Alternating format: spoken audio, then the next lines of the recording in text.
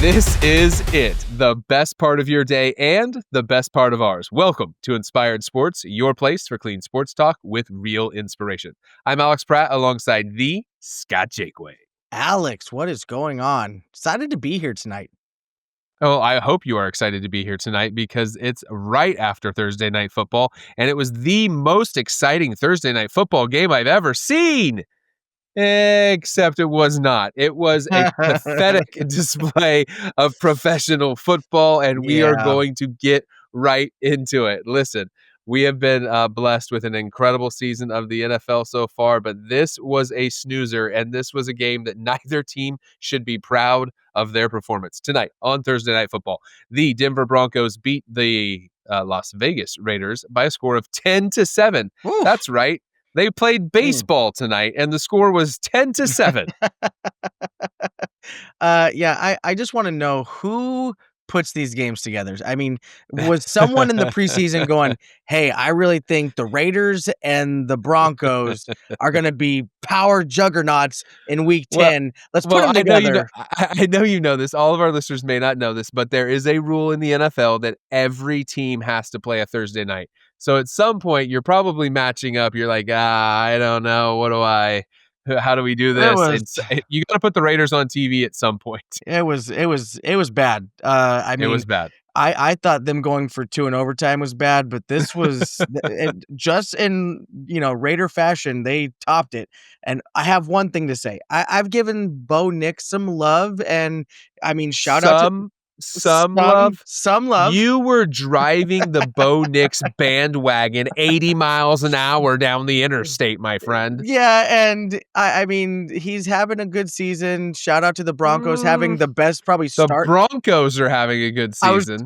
But he's the head of he's leading the charge. But Sean Payton's having a good season. I would say this. I said Bo knows, just kind of poke fun, and I knew it was gonna, get you all riled up. But after tonight, I think the statement should go: Bo knows how to win close games that he probably shouldn't win. Because I mean, Bodo no diddly. I believe yeah, that was Bodo no diddly. all you with the record, you're like, oh man, they're just charging away. And you look at some of these games and you're like, how are they winning these games? And why is 10-7? That is atrocious. I mean, That is they blocked a punt and had the ball inside the 10 and they kicked a field goal. That was the difference. That's what got them to 10. Before that, they were at it was 7-7 for the longest time. It was bad. I mean, it I was watched bad. this game. We love Monday Night Football and Thursday Night Football, and we love coming on and having like an instant reaction, kind of unfiltered, not overly statistical, just like what are the raw feelings after watching that game? And there's no good feeling. No. Other than if you're a Chiefs fan, you're like, okay, coming out of the bye, we got the Broncos, and I feel pretty good about it. Yeah, it's they're probably the weakest 7-2 team out there, or 8. No, they're 8-2 now.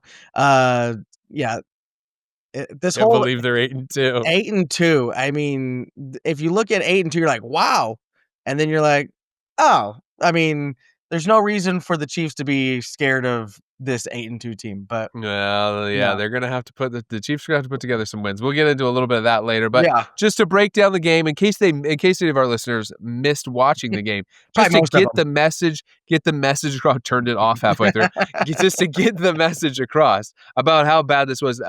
Honestly, both defenses played very well. But I mean, the Broncos had 6 sacks tonight. They sacked Geno Smith 6 times. Bo Nix was 16 of 28 with a touchdown, 2 interceptions, and a Yeah. 54 passer rating. A Oof. 54 passer rating. I thought you got a 60 passer rating just by taking the first snap of the game. I thought it was like, like The they say about SATs. the SATs, you get like an 800 just for writing your name down. Yeah. But I don't know. Bo Nix is trying to break that record, I guess. He figured out a way to break that myth, so, yeah.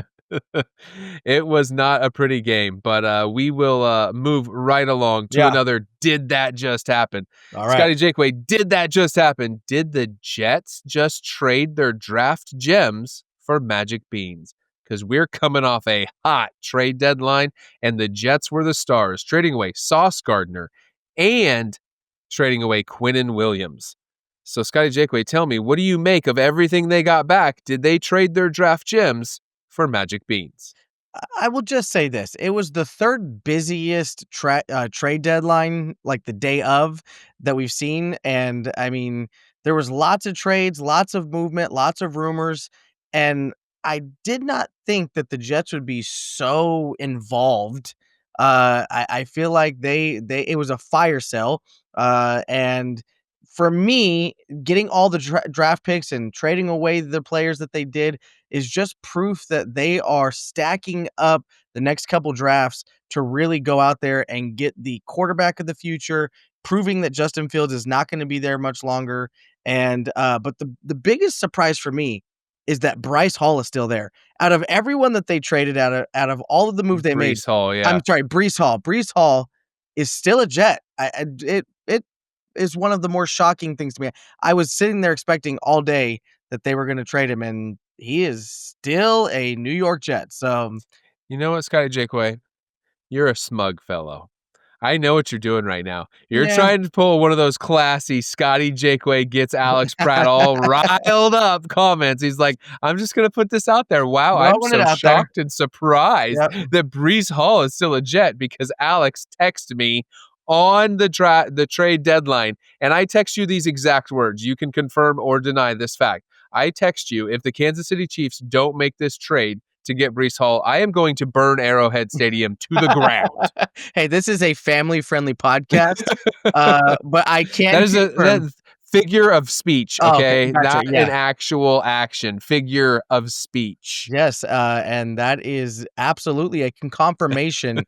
I did receive that text, and so all day and, you weren't the only one. I saw plenty of reactions across the board, people very surprised that, that Okay, trade did not happen. let me break the story down because Yeah, if the reports are true, the reports came out. It came down. It was honestly a showdown. It was a showdown between the Jets GM and the Chiefs GM, and they had both named their price, and they were both, the offers were on the table, and neither of them budged. Is what happened if the reports are true, because the report was that the Kansas City Chiefs offered a 4th round pick for Brees Hall, and the New York Jets wanted a 3rd round pick.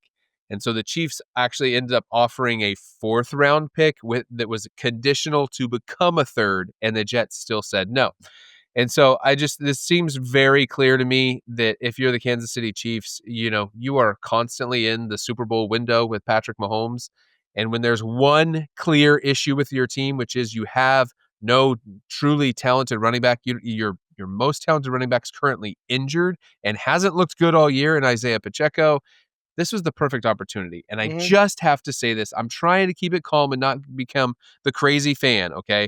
But I think everyone has to realize not everything happens in a vacuum. Okay, so just because Brees Hall's market value was a 4th round pick, let's say that assessment was correct. right. That doesn't always mean that that's what you can pay to get what you need, because in this moment, you really needed a running back and you could buy one. And listen, Brett Veach is an excellent GM of the Chiefs, but he has had trouble with the running back position more than any other position. He drafted Clyde Edwards-Helaire in the 1st round, total bust.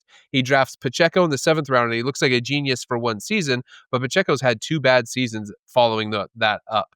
He's got Kareem Hunt back in the building. The bones of Kareem Hunt are still there and walking around. And I'm like he's great at converting like a 1-yard situation, but he cannot be your lead back. And Right. then this year again, the Chiefs drafted a 7th round running back who looks promising as a receiving back.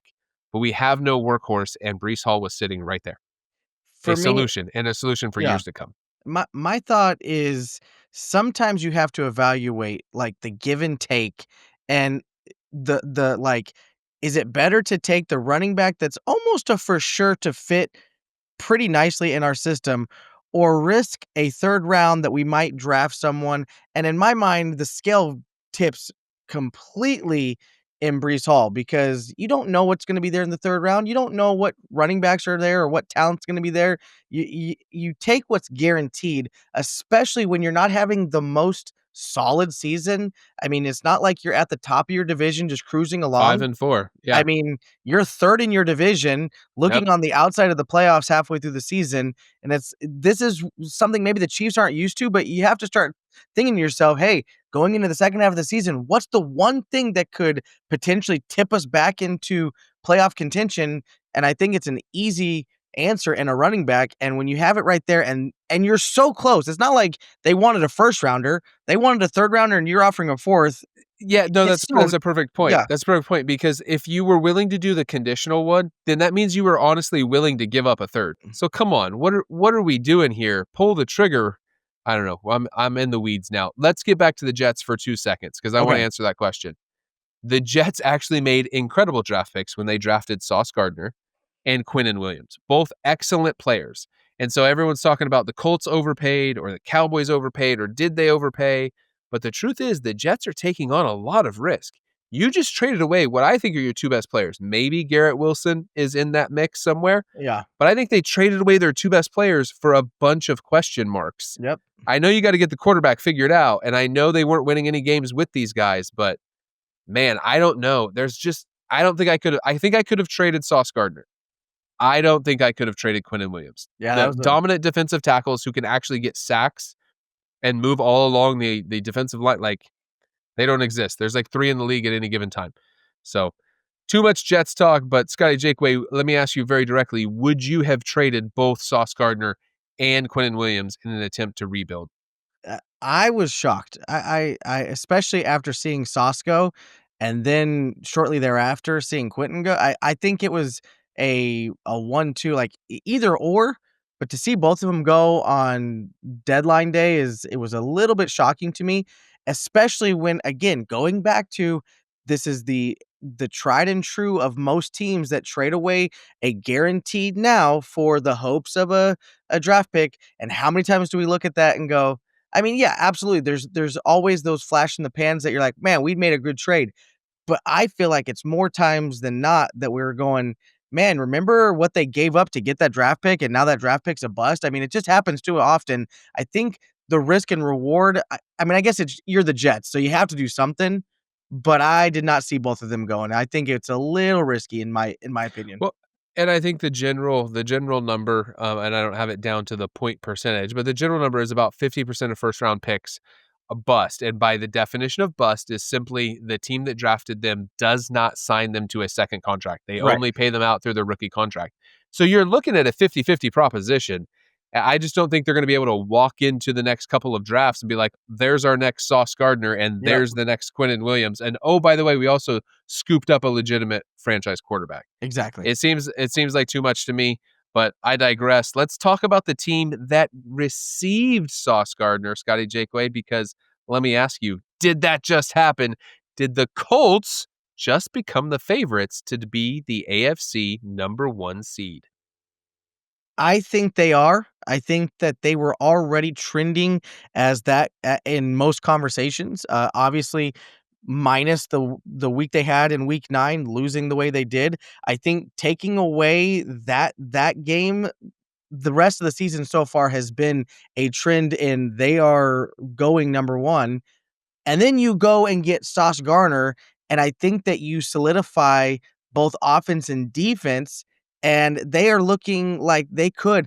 But I will say this, as much love as I've given the Colts, this type of trade, giving away what they did and going and getting Sauce Gardner, I feel like is them admitting that they understand that this is not necessarily one of those conversations where we're going to see the Colts be a perennial number 1 for years to come. I think this is their admission that this may be more like a once where everything's running in perfect coordination, and if we're not careful, we might wake up like Cinderella and we're in a pumpkin, and it's like we got to time it just right.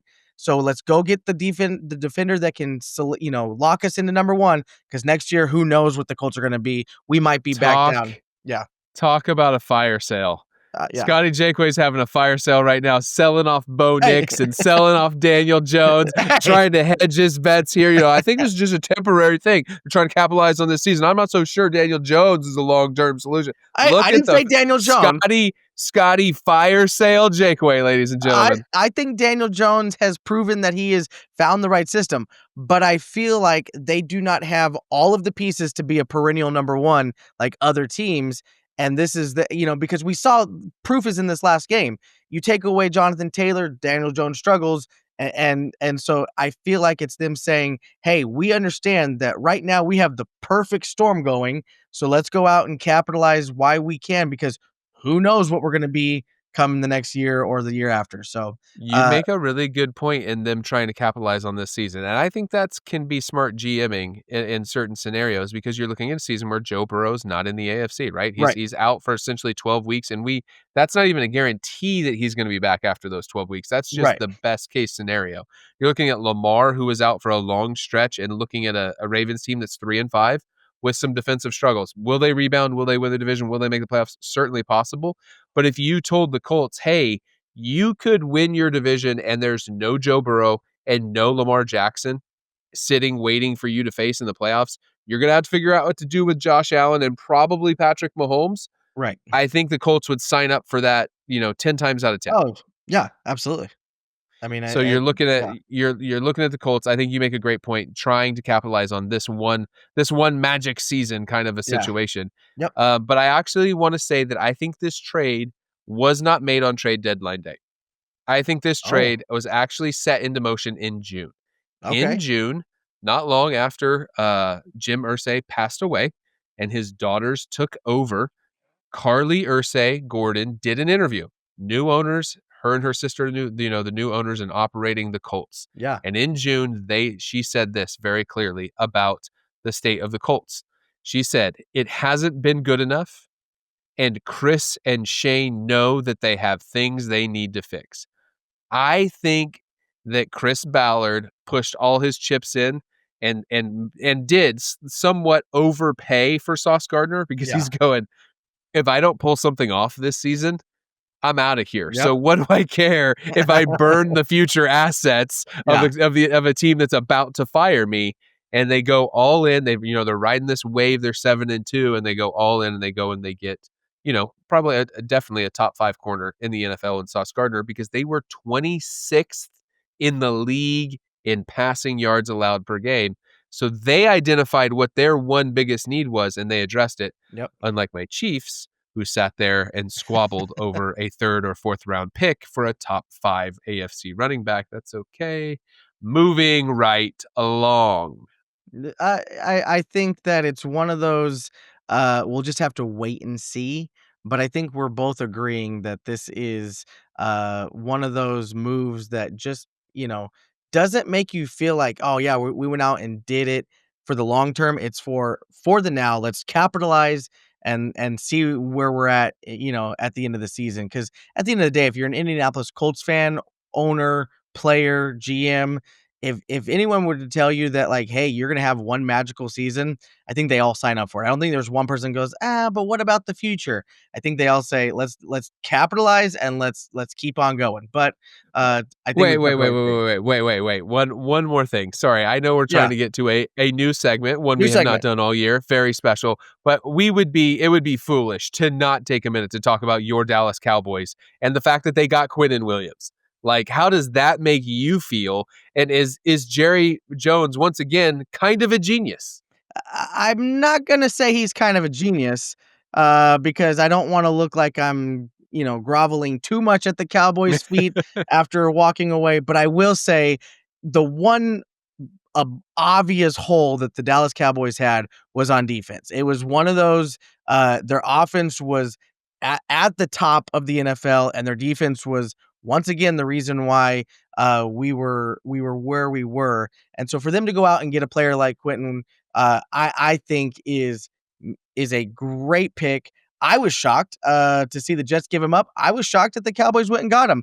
And I think it's even funnier because the Cowboys make a trade and Jerry Jones kind of pulled a Scotty Jake where he's like, we may have more coming, wink, wink. Yeah. And so it was kind The of fun to, Logan Wilson linebacker yeah, trade, and you're like, yeah, "Well, that's nice. I'm not yeah, sure that's gonna really swing anything." He's like, "We got something else going on in the yeah. world." You're like, But wait and "Sure you see. do, Jerry." And he did. I was waiting for it to He like, did the infomercial. He did do the but wait, there's there's more. more. And so being Jerry the way Jerry is, I was totally expecting for the draft deadline to come and go and be like, Jerry, what were you talking about? But he actually pulled something off. So Did. hey, smart move, Jerry. But let's go on to the next segment. I'm extremely excited. We know that we are halfway through the season, and what better way to celebrate halfway through the season? A lot of podcasts, a lot of shows are doing it. Then give out some mid-season awards. But Yes. in MVP, no, offensive player of the year, no, no, no, no, head no. coach of the year. In true that's boring. That's stuff you're gonna turn on. Boring. Every channel you turn on, every podcast you listen to is doing the exact same mid-season awards. So, in true inspired sports podcast form, we decided to come up with our own award system, and it is called the Way More Fun Awards. The Way More Fun I Awards. mean, that's just fun to say. The Way More Fun Awards. It just kind of rolls off the tongue. So we came up with 3 awards that you're not going to see on Mm-mm. any other podcast or any other Until television someone show. tries to steal it, people be all over our We're gonna intellectual property. Exactly. We're gonna wake up on Friday and all of a sudden magic, there's, these other TV shows, podcasts doing the exact same thing. "Oh, we just had to do something different." Yeah, well, we're the first. This is Thursday night right after the Raiders and Broncos. He's time stamping I'm it. timestamping it. We did it first. So, Alex Pratt, the very Yes. first Way More Fun Award goes a little something like this. This is this real life?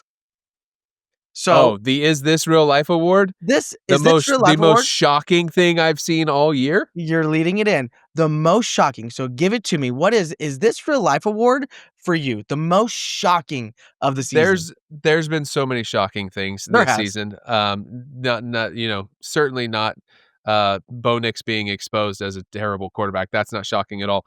But what has shocked me was I was fully convinced that there was a quarterback in the NFL who was going to struggle this year because of off-season reports. There was an off-season report about this quarterback that he was injured severely with a back injury, and basically he did play no preseason, didn't really play in camp.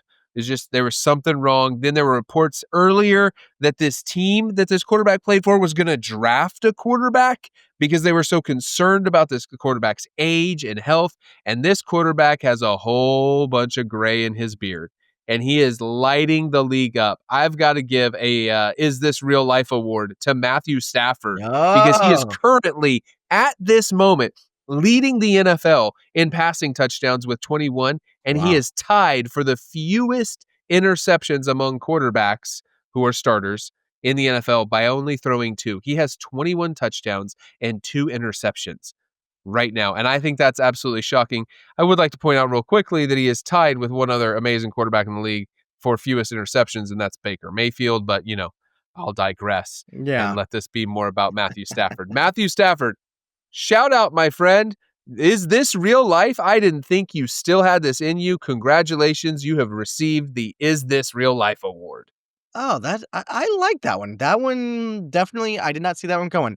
I'm going, it's funny because we come up with these kinds of things, the topics together, but then the things that we pick are completely on our own. We don't discuss this. We don't go into a room and say, "Well, what are you Here going to it do? What are we going comes. to do?" I went the complete opposite. You went with, good old Matthew Stafford. He's What been is around the complete forever. opposite of Matthew Stafford? You have my brain turning. I'm trying to figure out what's the complete The opposite of Matthew complete Stafford. opposite of Matthew Stafford is a good old second year sophomore. When everyone else is talking about sophomore slumps, we're talking about a guy that is most shocking in my mind. Is this real life award for Scott Jakeway goes to none other than Drake May.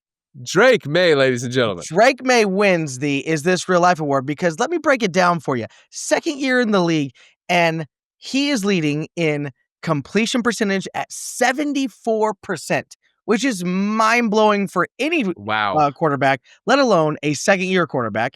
He's top 5 in passing yards, he's top 3 in touchdowns, and he's also at the very top, number 1 in passer rating. This is not something you typically see. We usually see this in either a rookie quarterback having a breakout season like no one saw that coming, or we see it in someone that's tried and true like an Aaron Rodgers or a Matthew Stafford. But a second year figuring it out and leading the New England Patriots back to the top of their division at 7-2. So is this real life? I mean, because I feel like that all of Patriots world when when they saw Tom Brady ride into the sunset, going over to the Bucks and giving them a couple years, I feel like they thought like, "Oh, Mac Jones is gonna do it." And then they saw that and they go, "Wow, we are really in a hole." And I feel like out of nowhere, the New England Patriots have become relevant again Well, you because got of Drake May. baby Josh Allen. Baby Josh Allen Baby beat Josh Josh Allen. Allen. Yeah, Baby Josh Allen, aka Drake May, beat Josh Allen, the real Josh Allen, and is in first place in the AFC East because of it. yeah, That's a great point. That is this real life? Because I promise you, Matthew Stafford's probably not really thinking, is this real life?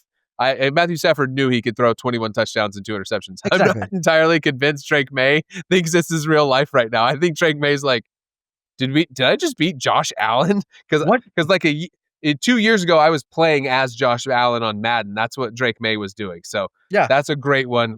Good call, Scotty Jakeway. yeah. So here's the second award is I you came up with this title and I love it, but the Icy Hot Ain't Fixin' That Award. So, for our That's fans, this is the most devastating injury so far this season. So, Alex Pratt, who is your the Icy Hot Ain't Fixin' It award going I to? see. I see how it ain't gonna fix that, man. That's listen. I. This may sound like a kind of negative award. They're like you're giving an award to injured people, but it's us showing empathy, being like, Yeah. man, we wish those players were playing because the league is better with them. And this year, there's tons of options, man. There are so many quarterbacks down, and I don't want to steal your thunder in case you're going to talk about any of them, but there's a lot of options for this injury. The Joe Burrow, Lamar Jackson, Brock Purdy. There's injuries, big name injuries all over the league. Yep. But I'm going to go with it. I finally have a reason to talk a little bit of offensive line here, okay? Okay. Let's just get right down into it and talk a little into the trenches and talk a little offensive line because I think it's devastating for I was calling them San Diego Chargers. Ooh. I will always be the San Yeah. Diego Chargers in my brain. The Always Los heart of Angeles hearts. Chargers the Los Angeles Chargers lost both of their starting tackles. They lost Yeah. Rashawn Slater and they lost Joe Alt. Now they lost Rashawn Slater at the very beginning of the season, and they just lost Joe Alt. But I think honestly, the reason I mentioned this, I think that's the best tackle tandem in the entire NFL. So Yeah. when they lost Rashawn Slater, they moved Joe Alt over, and like the offense kind of adjusts and they figure it out. And now he's gone too, and I think it's going to derail their season. I know what it's like to have bad tackle play as a Chiefs fan. And so I feel bad for them. So I'm going to give an award to an offensive lineman, underrated, but they're so valuable as you can see it now when they're not there, to Rashawn Slater and Joe Alt, the Chargers tackles. Everyone is devastated by your injury, unless you're a Chiefs fan trying to win the division and you kind of need them to. Sorry. Somehow you still fit the Chiefs. I knew those when we started talking Chargers. I knew at some point the Chiefs were going to get talked about. But no, my word, I struggled with this one a little bit because I mean when we're talking big names that are injured that we knew the kind of the parameter was the league is better when they're playing. And I mean Yeah. you've got your Joe Burrows, you've got your Jaden Daniels, you've got your Tyreek Yeah, Hill, that's a good one. you've got all of these guys that Brock Purdy, all these household names that man, I'm like, man, all those teams are just devastated because all those teams knew pretty much when that injury happened that their season was over. Yeah. But I'm going a little different route, and it's because when I'm thinking about the league is better with them playing, it's not so much necessarily talent, although he's a talented player, but it's the energy that he brings, and that is no other than Cam Scatterbo. Because Oh, here's the you give deal. me trouble for working in the Chiefs, and we're back to Cam Scatterbo. Here we Le go. But here's the deal. I'm not gonna sit here and give a stat line on or the Giants' season was over because he got injured. We all knew that the Giants' season was over without it. But however, the Jackson Dart Cam Scatterbo duo was fun to watch. And that is what the NFL tries to always hype up is, we're a fun league and yet It's a they are TV show. As it's a much of as TV it is a show. sport, it's a It's TV show. it's labeled as a TV show production. It's rigged. It's scripted. And for me, we have all these things that go into the sports world.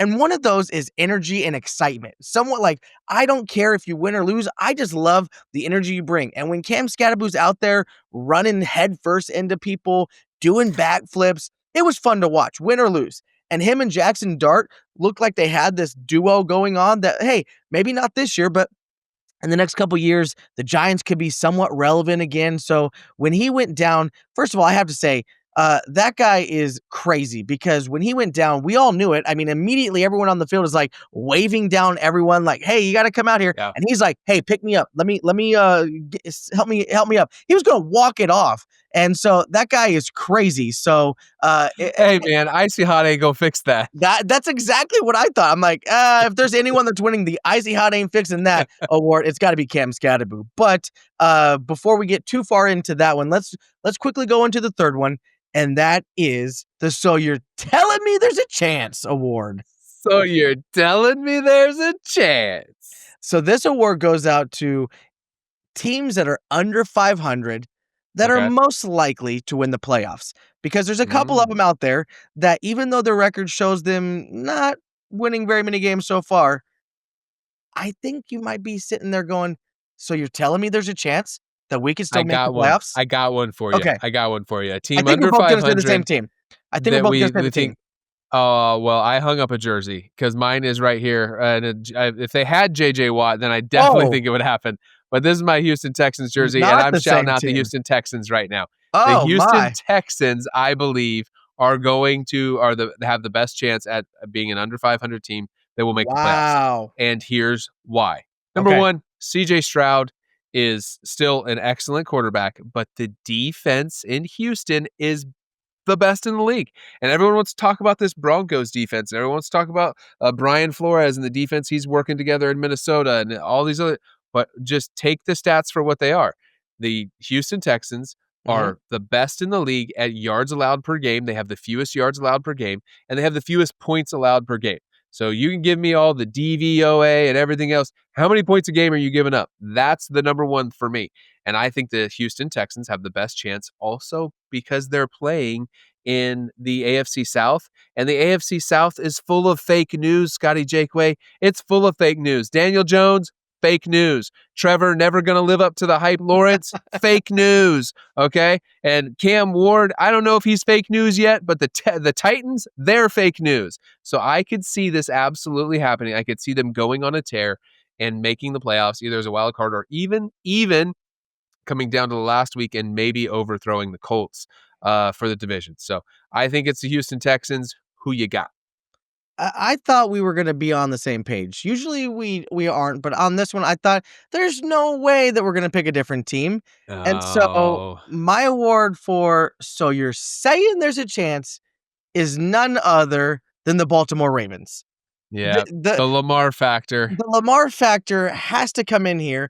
We've talked about it a lot. They went 1 and 5. We knew that they were struggling, but we both said, "Hey, just wait until Lamar comes back."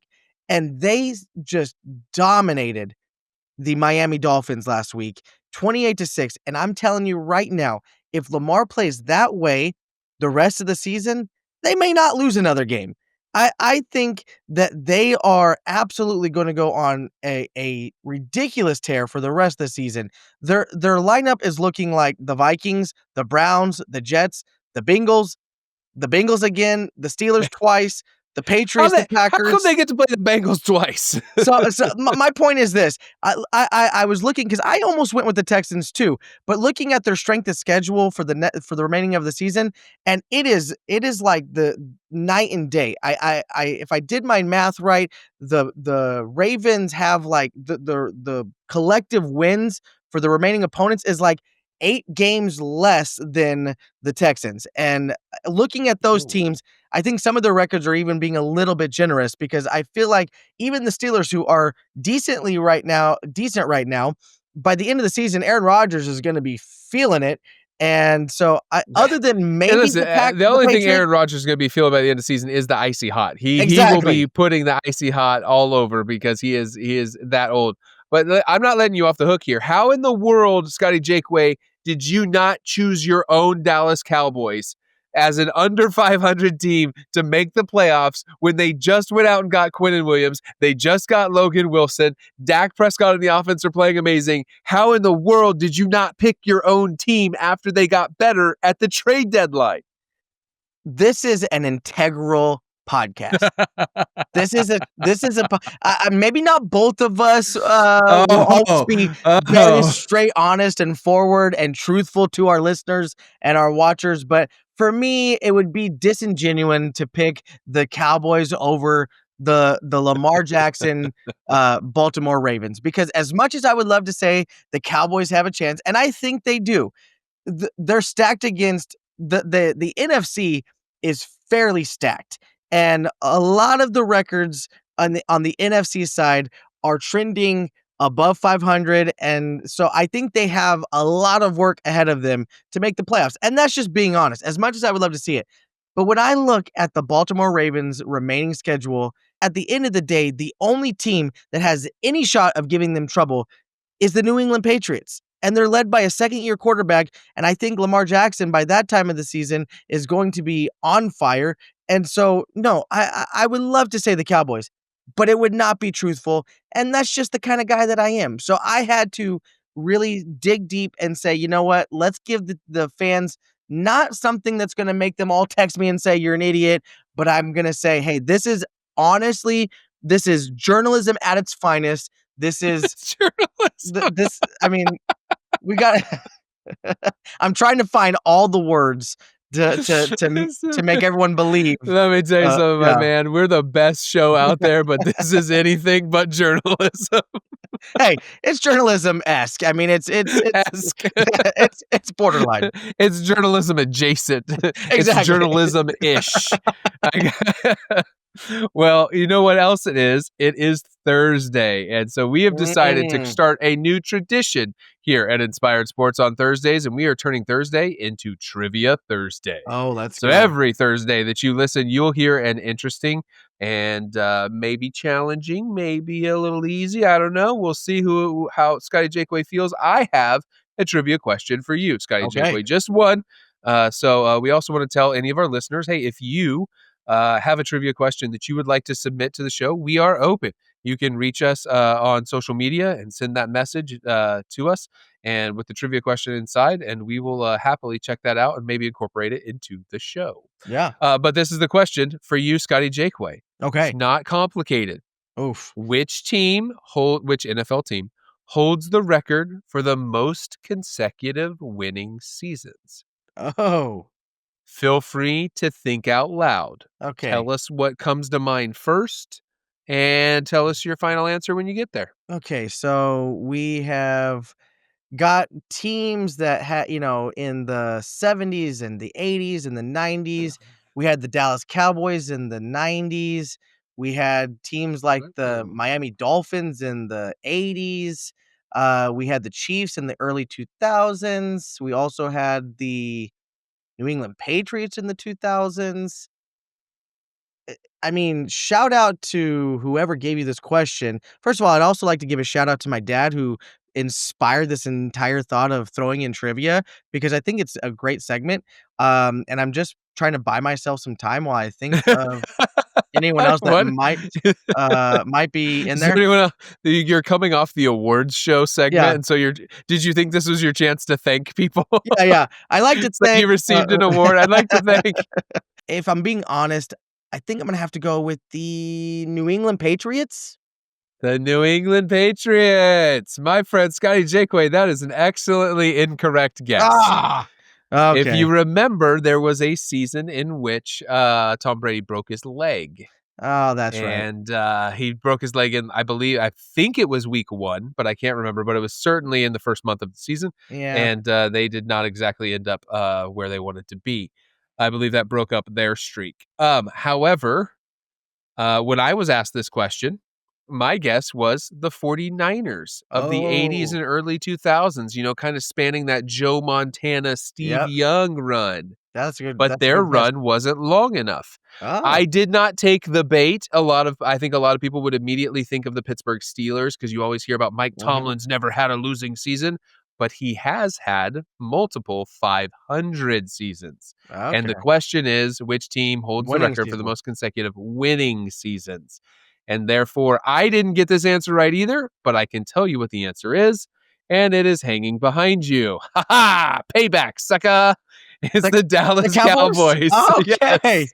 Dang it. It's the Dallas Cowboys, but Ah. it's not your beloved 90s Cowboys. It is the Dallas Cowboys of the Tom Landry eras, Ah. which lasted quite a while, from 1966 to 1985. 20 Wow. seasons. The Dallas Cowboys were winners long, long, long ago. It's a lot of Cowboys talk that doesn't seem to be me talking about the Cowboys. It's I'm me. shocked. I mean, the trades, the awards, the trivia, it all has come back to the Cowboys somehow, and it's not me. And somehow I should have just gone with the Cowboys just to spite everyone and then be right. That would have been awesome. Let's not lie. I could have gone through all that and be like, you know what? I'm just gonna guess my beloved Cowboys and then been right. I mean, that would have been awesome. But Hey, no. don't feel bad. I didn't get right either, but I thought Yeah, it was a lot of fun to that's a give good you a question. question Yeah, to that's a give good you a question. question in which the answer was the Cowboys on the week after you gave me a question, and the answer was hanging behind me because it was the Cleveland Browns, and Touche. the answer was hanging behind you tonight with your Dallas Touche, my Cowboys. friend. So Good I job. thought that was a good fit. Yeah, But the only thing, the only thing we look forward to more than all this fun banter and all this great trivia is how we close every episode here at yeah. Inspired Sports, and that is with a biblical devotion. And tonight, Scotty Jakeway is bringing something great. Thank you so much, Alex. You know, we talk a lot of football. It's a football podcast. And so when thinking about the devotion, I many times think, how can it relate to football and kind of bring the worlds together between football and faith? Because that's kind of what the Inspire Sportscast is all about. And in football, when we hear the word safety, we might first think about a defensive player that's the last line of defense. He's the one who can prevent the deep ball, the one who steps in when everything else has broken down. Or maybe we think of safety as the 2 points when we get the offense tackled in their own end zone.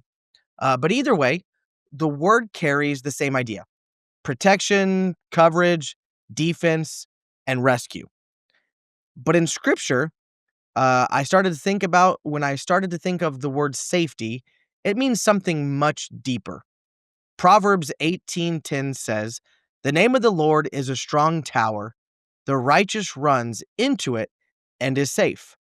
There's something powerful about that picture, about running into safety.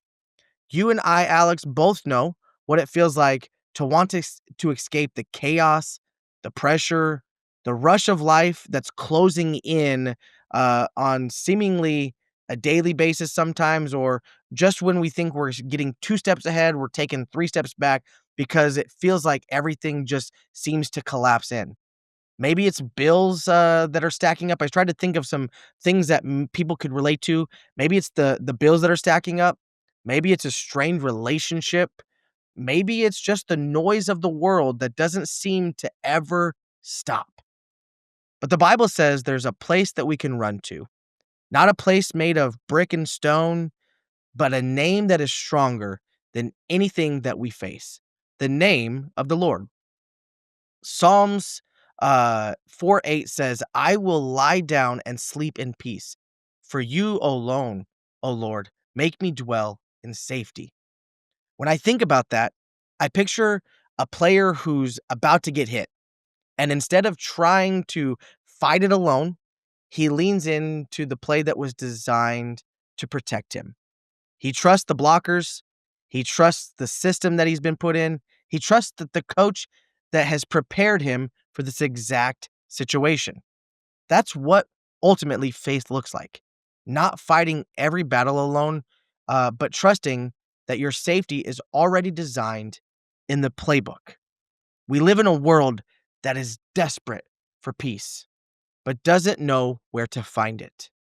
We build alarms, savings accounts, insurance policies, which, don't get me wrong, all of those things are wise things to have, are smart decisions to make, but they can't quite help a restless soul.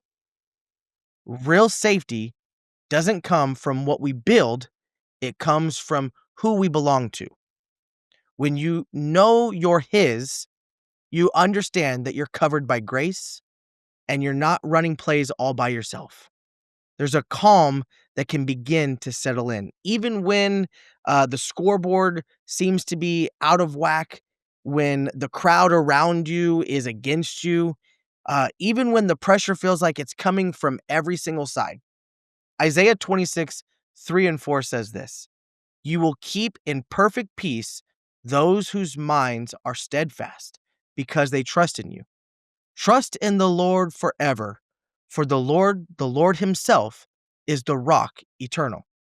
That word steadfast, it means anchored, locked in, unshaken. It's the opposite of panic. It's the player, if you will, that plays even when the defense shifts. It's the believer who knows that God's character doesn't change even when the circumstances around us do. So maybe today you need that reminder that your safety isn't in your performance, your paycheck, the platform you're on, or even your popularity. It's not even in your own strength or wisdom, even though the world will tell you it is. Your safety is in one thing alone, and that's Jesus, the one who took the ultimate hit on the cross, so that way we could be forgiven, covered, and set free. John 10:28 says, I give eternal life to them, and they will never perish, and no one will snatch them out of my hand. And as Christians, as those of faith in this world, that's the ultimate kind of safety that can't be shaken. That's not a 2-point safety. That's not a defensive back helping out. It's an eternal coverage. It's an eternal package that saves us no matter what our day-to-day looks like. So maybe this week, I wrote this down. Instead of trying to protect yourself with more control, more worry, more stress, what if you rested in the truth that you are already safe in God's hands? What if you trusted that the Lord's covering is enough?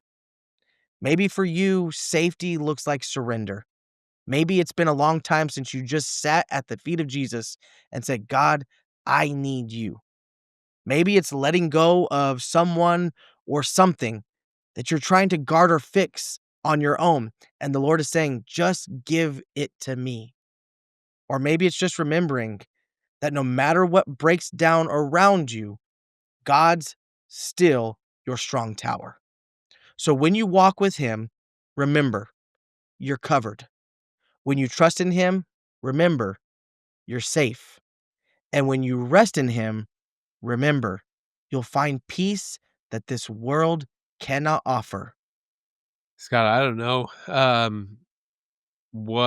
at what point or where everyone else is going to hear this message, but Yeah. sitting here right now, my friend, I can tell you I needed to hear that. Yeah. And I thank you for sharing it because that's something that's easy to forget. Mhm. You know, you start looking around at all the circumstances and situations, and as you said, the stresses, the worries, the anxieties, Yeah. and all the other things, and you forget there is a place of safety. And it never changes, Right. that He is faithful in all things. Yeah. And that's the same with providing us a safe place.